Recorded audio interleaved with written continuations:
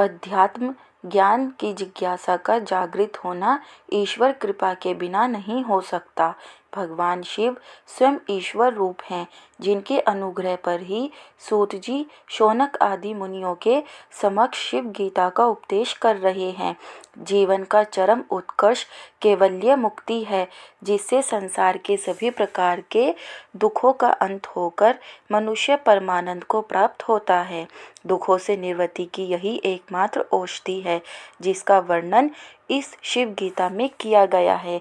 सूत जी इसी शिव गीता का कथन शौनक आदि समस्त मुनियों के समक्ष कर रहे हैं। मुक्ति का साधन केवल ज्ञान है। यह ज्ञान है आत्मज्ञान, ईश्वर ज्ञान, ब्रह्म ज्ञान आदि।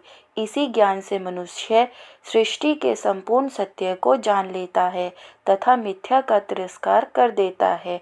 इस ज्ञान के बिना वह मिथ्या को सही सत्य मानकर भ्रमित होता है, जो उसके सभी प्रकार के दुख, रोग, शोक, संताप का कारण बनता है। सत्य ज्ञान के अभाव में ही मनुष्य मिथ्या को पकड़े रहता है।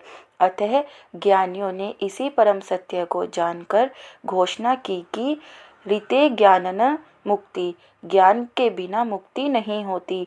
भगवत गीता में ज्ञान को ही परम पवित्र माना है तथा कहा है कि सभी यज्ञों में ज्ञान यज्ञ ही श्रेष्ठ है। ज्ञान के समान इस संसार में कोई भी पवित्र वस्तु नहीं है। इस सृष्टि के दो ही आधार हैं, ज्ञान और कर्म। कर्म में कर्म कांड, दान व तप किए जाते हैं, किंतु इन कर्मों का फल होता है जिसे भोगने के लिए पुनः जन्म धारण करना पड़ता है। उत्तम कर्मों से स्वर्ग की ही प्राप्ति हो सकती है, किंतु कोई भी कर्म मुक्ति का साधन नहीं बन सकता। आरंभ में कर्मों की आवश्यकता है, किंतु ये परम गति को प्राप्त करने में सहायता नहीं कर सकते। अतः सूत जी ज्ञान को ही महत्व दे रहे हैं। अध्यात्म ज्ञान सामान्य ज्ञान नहीं है, जिसे कोई भी व्यक्ति समझ सके। सामान्य व्यक्ति जिसकी बुद्धि व मानसिकता का पूर्ण विकास नहीं हुआ है, वह इसे ग्रहण करना तो दूर रहा, समझ भी नहीं सकता। इसलिए ऐसे ज्ञान को गुप्त ही रखा गया है तथा आध्यात्मिक गुरु अपने किसी योग्य पात्र को देखकर ही यह ज्ञान उसे देता है। अयोग्य को देने का इसलिए शास्त्रों में निषेध किया गया है।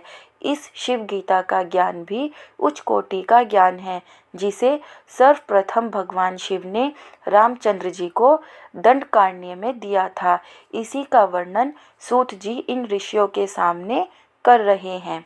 भगवान शिव द्वारा उपदिष्ट यह ज्ञान ऐसा है कि जिसे कोई ठीक से सुन भी ले तो वह भी मुक्त हो जाता है।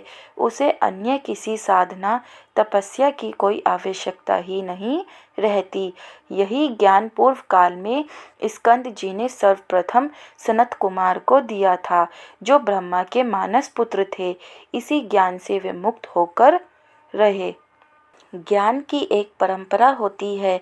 जिन श्रेष्ठ ज्ञानियों ने कठिन तपस्या से ज्ञान प्राप्त किया है, वे उसे अपने किसी योग्य शिष्य को देते हैं, जिससे उस ज्ञान की धारा कहीं अवरुद्ध न हो जाए।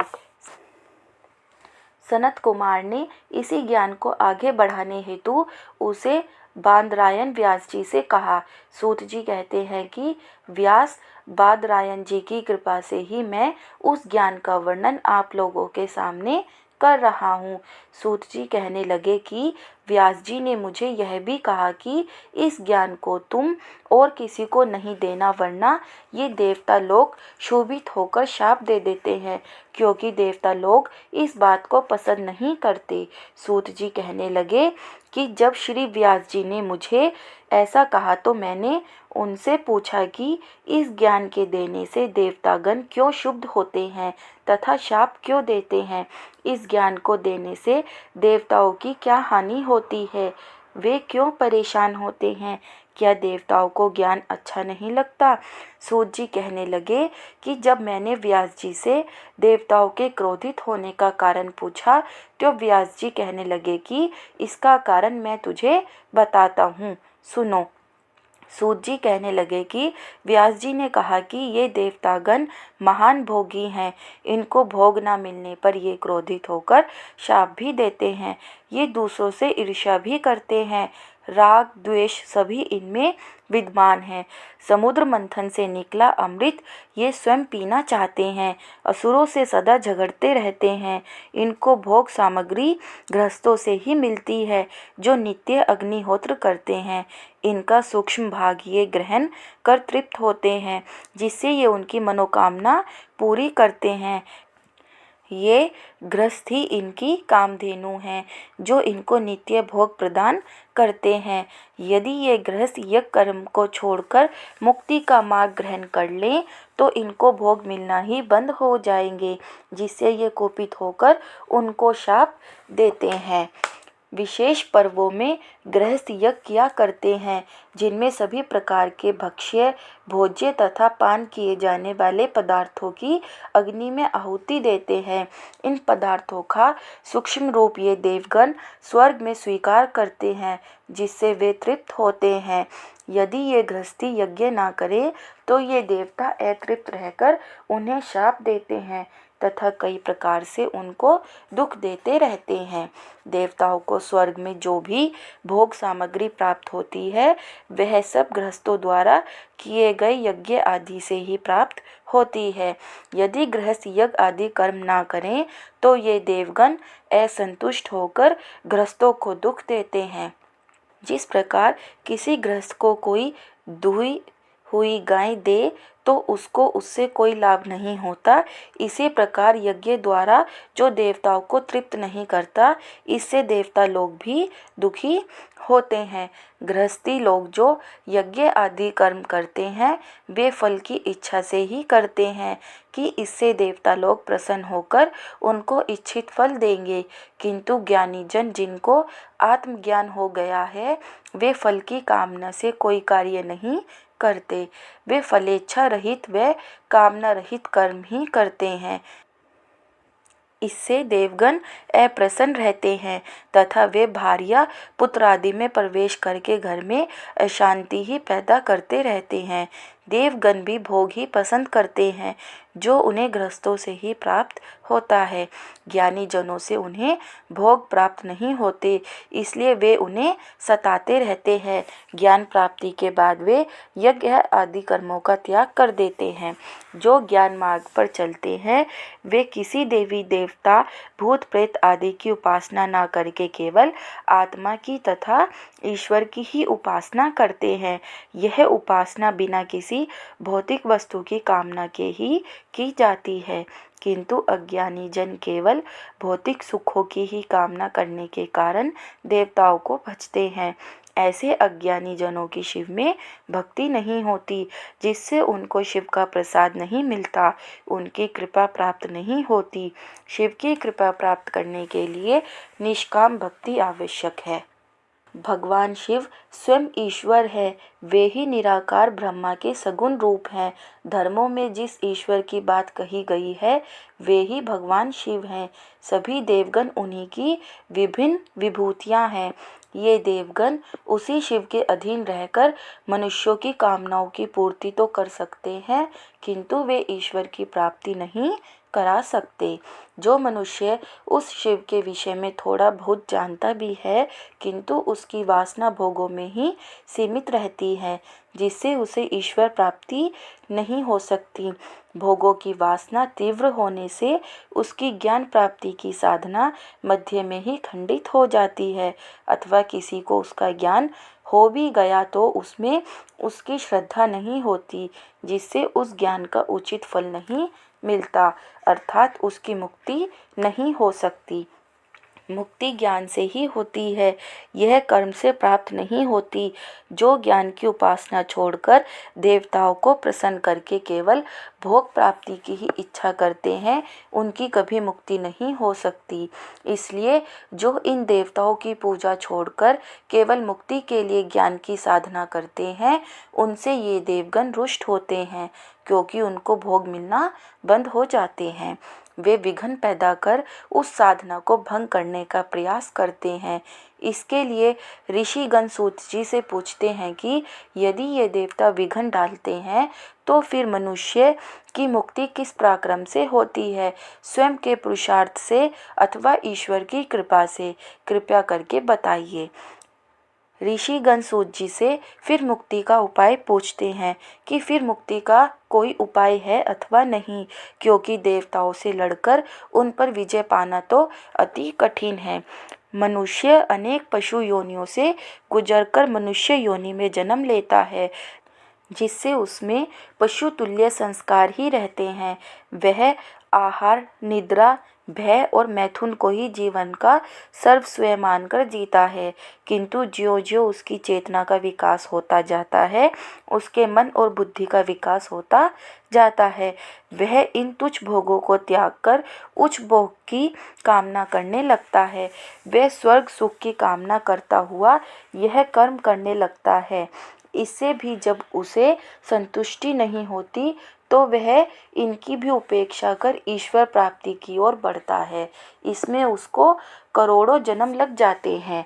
ईश्वर अथवा शिव में भक्ति का होना तथा मुक्ति की इच्छा का जागरण पूर्व जन्मों में किए गए पुण्य कर्मों का ही फल है। इसलिए हर व्यक्ति की शिव में भक्ति नहीं हो सकती। प्रत्येक व्यक्ति कर्म करके फल की ही चाह करता है। यह भक्ति नहीं है, बल्कि व्यापार हुआ। हम शिव की अथवा किसी देवता की उपासना या भक्ति इसलिए करते हैं कि हमें धन मिल जाए, नौकरी लग जाए, पदोन्नति हो जाए, मुकदमा जीत जाए, चुनाव जीत जाए आदि अनेक कामनाओं को लेकर ही करते हैं, अथवा स्वर्ग की चाह से करते हैं। यह भक्ति नहीं है। सूत जी कहते हैं कि जो शिव की भक्ति करना चाहता है उसे अपने सभी सांसारिक भोगों की कामनाओं का त्याग कर केवल शिव की कृपा प्राप्त करने के लिए ही करनी चाहिए तथा अपने कामों को तथा उसके फलों को शिवार्पण कर देना चाहिए। जो मिल जाए उसी से संतुष्ट रहना चाहिए।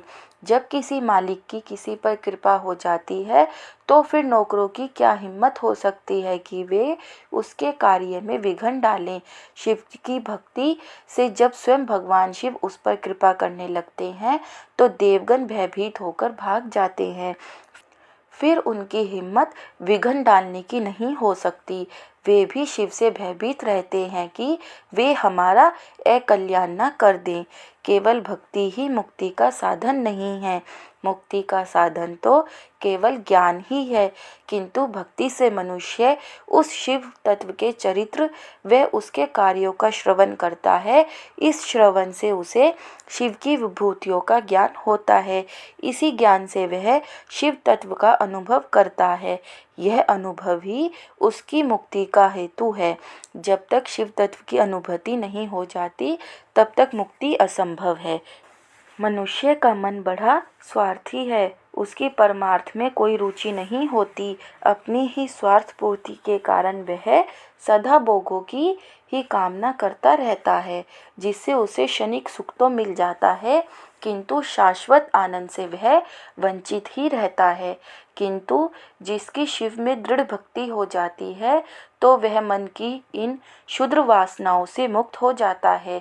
मन से मुक्त हो जाना ही मुक्ति है। संसार में सभी पाप पुण्य मन की वृत्तियों के कारण होते हैं। ईश्वर की प्राप्ति होने पर वह मन से मुक्त हो जाता है। जब मन ही नहीं रहता तो सभी पाप पुण्य भी नष्ट हो जाते हैं, चाहे वे करोड़ों जन्मों से संग्रहित हो, फिर उनका फल उसे नहीं भोगना पड़ता। यह सब शिव की कृपा से ही होता है। मुक्ति में केवल मन ही बाधा है, जो शिव की कृपा से ही दूर की जा सकती है। भगवान शिव कोई मनुष्य नहीं है जो किसी पर नाराज होकर बदला ले, ना वे कोई देवता है जो कुपित होकर किसी को शाप दे। वे तो साक्षात ईश्वर है जो सब पर कृपा करते हैं। उनका नाम कोई भी भक्त किसी भी रूप में लेकर यदि उनका स्मरण करता है तो वह भी मुक्त हो जाता है। ऐसी उनकी महानता है। ईश्वर प्राप्ति के लिए सभी प्रकार की साधनाएं कठिन व विलंब से फल देने वाली हैं, किंतु भक्ति का फल निश्चित व तत्काल मिलता है। फिर शिव जी तो अल्प से ही प्रसन्न होने वाले हैं।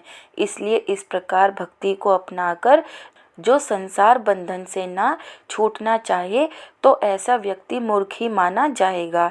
यदि कोई भक्ति करके भी संसार बंधन से ना छूटे तो वे केवल भक्ति को ही दोष देने लगते हैं, किंतु वे उसके नियम को नहीं जानते कि भक्ति किस प्रकार करनी चाहिए। किसी बहुमूल्य वस्तु को प्राप्त करने के लिए उसका मूल्य भी अधिक चुकाना पड़ता है। यदि कोई व्यक्ति मुक्ति ही चाहता है तो उसे कठिन साधना करनी पड़ती है।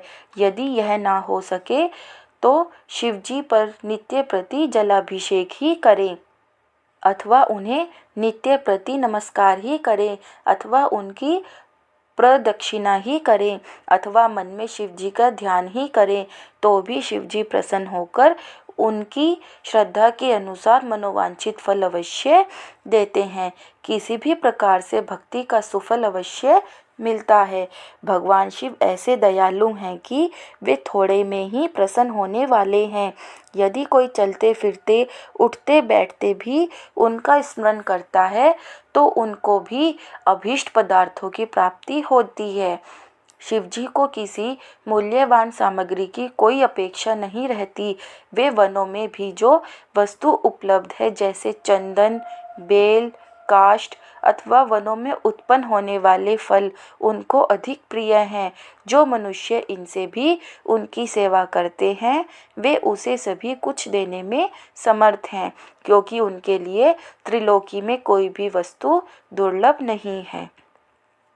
शहरों में कई प्रकार के मिष्ठान व भोज्य पदार्थ बनते हैं तथा मनुष्य ने कई प्रकार के फल मूल तैयार किए हैं, किंतु शिव को तो वनों में जो कुछ फल मूल प्रकृति द्वारा अपने आप उत्पन्न होते हैं उन्हीं से प्रीति है।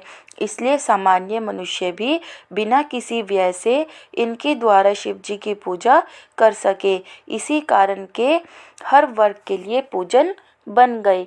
शिव जैसे देवता जो तुझ से प्रसन्न होकर इच्छित फल प्रदान करने में सक्षम है, तो फिर अन्य देवताओं की महंगी पूजा में धन व्यय करके भी यदि इच्छित फल ना मिले तो इसे इसी प्रकार समझना चाहिए कि वह व्यक्ति मानो गंगा का त्याग करके मृग जल की ही आशा करता है, जिससे कभी उसकी प्यास नहीं बुझ सकती। किंतु जिनके करोड़ों जन्मों के पाप संचित हो रहे हैं, जिनका चित्त अज्ञान अंधकार से आच्छादित हो रहा है, उनको शिव जी की भक्ति का लाभ नहीं मिलता। ईश्वर की भक्ति पूर्व जन्मों में किए गए सुकृत का ही फल है, जो तामसी वृत्ति वाला है, जिसने कभी सुकर्म किया ही नहीं, जो भोगों में ही रह रहकर सदा पाप कर्म ही करता आया है, जिसकी बुद्धि का विकास ही नहीं हुआ है, वह ईश्वर वह धर्म के रहस्य को नहीं समझ सकता। ऐसे व्यक्ति की कभी शिव में भक्ति नहीं हो सकती तथा बिना भक्ति के कोई भी देवता उसे मुक्ति नहीं दे सकते। अतः सर्वप्रथम उसे सुकृत द्वारा मलिन चित्त को स्वच्छ करना ही होगा, तभी उसे ईश्वर की कृपा का प्रसाद मिलेगा। काल, देश तथा स्थान का भी कुछ नियम नहीं है। जहाँ जिसका चित्त लग सके वहीं ध्यान करे। किसी भी अन्य देवता की उपासना हो अथवा योग साधना, उसमें स्थान, देश व काल का ध्यान रखना आवश्यक है।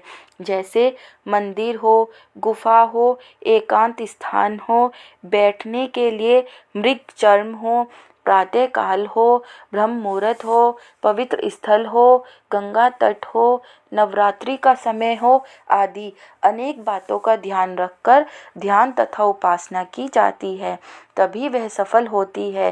किंतु शिव जी के ध्यान में ऐसा कोई नियम नहीं है। चलते फिरते, उठते बैठते, कहीं भी जहाँ चित्त शांत हो जाए वहीं शिव जी का ध्यान किया जा सकता है। इतना सरल मार्ग है। शिव रूप से अपनी आत्मा में ध्यान करने से शिव की ही सायुज्य मुक्ति की प्राप्ति हो जाती है, जिसकी आयु बहुत थोड़ी, लक्ष्मी से भी हीन हो और शिव जी की एक अंश रूपी सार्वभौम पद युक्त मैं राजा हूँ, ऐसे अभिमान से कहने वाले का वंश सहित संहार करते हैं। जो संपूर्ण लोकों का कर्ता तथा अक्षय ऐश्वर्यवान पुरुष भी अभिमान रहित होकर शिवः शिवोहम इस प्रकार से कथन करता है, उसको शिव आत्मस्वरूप के तादात्म्य भागी अर्थात शिव रूप ही कर देते हैं। भगवान शिव एक और महान कृपालु हैं तो दूसरी ओर संहारक भी हैं। जो शिव को अपनी आत्मा में स्थिर मानकर निरंतर ध्यान करते हैं, उनको शिव की सायुज्य मुक्ति प्राप्त होती है। वह सदा शिव के समीप ही स्थित रहता है, किंतु जो मृत्यु के समीप पहुंचा हुआ है तथा धन हानि व दरिद्र है, वह भी यदि अभिमानवश कहता रहता है कि मैं राजा हूँ, मैं विद्वान हूँ, मैं ज्ञानी व महापंडित हूँ, ऐसे अभिमानी व्यक्ति का शिव संहार कर देते हैं। इसके विपरीत जो संपूर्ण ऐश्वर्यवान है, वह भी यदि अपने को तुच्छ समझकर अभिमान रहित होकर मैं शिव रूप हूँ, मैं शिव हूँ, ऐसा निरंतर चिंतन करता रहता है, तो वह शिव रूप ही हो जाता है। मनुष्य जैसा विचार करता है वैसा ही हो जाता है। अहंकारी व्यक्ति कभी ईश्वरत्व को प्राप्त नहीं हो सकता। हे ऋषियों, जिस व्रत के करने से प्राणी को धर्म, अर्थ, काम, मोक्ष यह चारों पदार्थ प्राप्त होते हैं, मैं वह पशुपत व्रत तुमसे वर्णन करता हूँ। सूत जी ऋषियों से कहने लगे कि जो इस पाशुपत व्रत को करता है, उस व्यक्ति को धर्म, अर्थ, काम व मोक्ष की चारों सिद्धियां प्राप्त हो जाती हैं। वह संसार में सुखपूर्वक जीवन यापन करता हुआ अंत में मोक्ष को प्राप्त होता है। इस व्रत का मैं तुमसे वर्णन करता हूँ, तुम इसे ध्यानपूर्वक सुनो। विरजा नामक दीक्षा को लेकर विभूति और रुद्राक्ष को धारण कर वेदसार नामक शिव सहस्त्र नाम का जप करते हुए इस मानव शरीर को त्याग कर शैव शरीर को प्राप्त होने पर लोक का कल्याण करने वाले शंकर प्रसन्न होकर तुमको दर्शन देकर कैवल्य मुक्ति देंगे। जब श्री रामचंद्र जी दंडकारण्य में वास करते थे, तब अगस्त्य जी ने उन्हें यह उपदेश दिया था, वह मैं सब तुमसे कहता हूँ, तुम भक्ति युक्त होकर श्रवण करो।